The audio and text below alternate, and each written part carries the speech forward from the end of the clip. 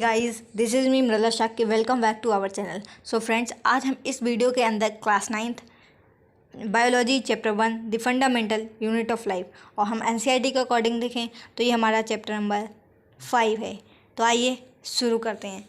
तो हमारा first question है, विच of the following can be made into crystal. इनमें से, इन तीनों में से कौन सी चीज़ क्रिस्टल में से बनती है।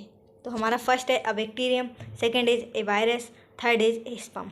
जो हमारा राइट ऑप्शन है वो है a virus. Second is chromosomes are made up of. Chromosomes किस चीज़ से बने होते हैं, DNA, RNA, DNA and protein. तो जो हमारा राइट ऑप्शन है वो है answer C, DNA and protein. Which of the following are covered by a single membrane. तो फ्रेंड्स, इसमें से हमसे पूछ रहा है कि इन तीनों में से कौन सा हमारा सिंगल मेम्ब्रेन को कवर करता है, माइटोकॉन्ड्रिया, वैक्यूल एंड प्लास्टिड। तो फ्रेंड्स, ये चीज़ हम पहले से ही जानते हैं कि जो माइटोकॉन्ड्रिया है और जो प्लास्टिड है वो डबल मेम्ब्रेनस स्ट्रक्चर होते हैं। तो वैक्यूल हमारा राइट ऑप्शन हो जाता है क्योंकि वो एक सिंगल मेम्ब्रेनस स्ट्रक्चर है, क्योंकि सिंगल मेम्ब्रेनस सेल ऑर्गेनेली है या फिर स्ट्रक्चर है उसका, जो आपको ज़्यादा कंफर्टेबल लगे उस चीज़ को आप प्रेफर करें। तो क्वेश्चन 4 है, which cell organelles play a crucial role in detoxifying many poisons and drugs in a cell.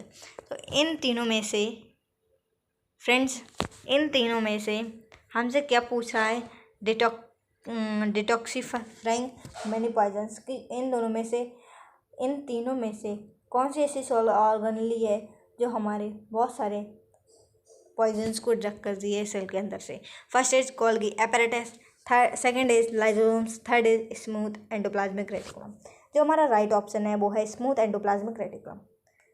Question 5 हमसे पूछता है, the proteins and lipids essential for building the cell membrane are manufactured by. देखो, जो हमारे proteins और जो lipids हैं वो हमारी बिल्डिंग सेल के लिए बहुत ही ज़्यादा इंपॉर्टेंट है। ठीक है, तो the cell membrane are manufactured by, जो सेल मेम्ब्रेन है वो किससे मैन्युफैक्चर्ड है। ठीक है, तो first is rough endoplasmic reticulum, second is plasma membrane, third is mitochondria. तो हमारा जो फर्स्ट ऑप्शन है रफ एंडोप्लाज्मिक रेटिकुलम वो हमारा राइट ऑप्शन है। 6 is the undefined nuclear region of prokaryotic is also known as. जो अनडिफाइंड न्यूक्लियर रीजन है prokaryotes और भी हम उसे क्या कहते हैं, तो हम उसे कहते हैं न्यूक्लाइड, न्यूक्लियोलस, न्यूक्लिक एसिड। तो हमारा जो राइट ऑप्शन है ऑप्शन ए वो हमारा राइट ऑप्शन जाता है, न्यूक्लाइड। क्वेश्चन 7 हमसे पूछता है, the cell organelle involve in forming complex sugars from simple sugars are. इन तीनों में से कौन सी ऐसी सेल ऑर्गेनेली है जो फॉर्मिंग कॉम्प्लेक्स शुगर्स को सिंपल शुगर्स में फॉर्म करती हैं। कॉम्प्लेक्स शुगर जो सिंपल शुगर से कॉम्प्लेक्स शुगर में फॉर्म करती हैं। तो ए ऑप्शन है एंडोप्लाज्मिक रेटिकुलम, बी है ribosome, C is Golgi apparatus. Right option जाता है option C, Golgi apparatus. Question 8 is which out of the following is not a function of vacuole. इनमें से कौन सा फंक्शन नहीं है किस चीज़ का, वैक्यूल का। Storage, locomotion and waste excretion.